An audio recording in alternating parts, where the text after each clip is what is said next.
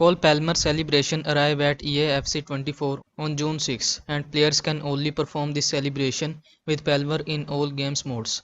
After scoring with Cole Palmer, you only need to press X/A and he will do his signature celebration. But unlike other form celebration like Greedy, you can't do this with every player in other game modes except Ultimate Team.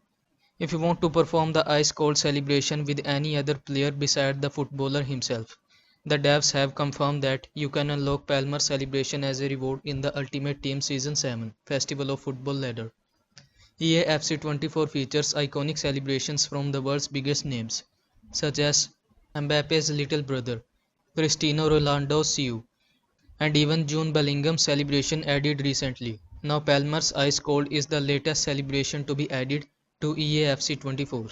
So that's all for this video. Don't forget to like this video and subscribe to my channel for more this type of content. Thank you so much for watching.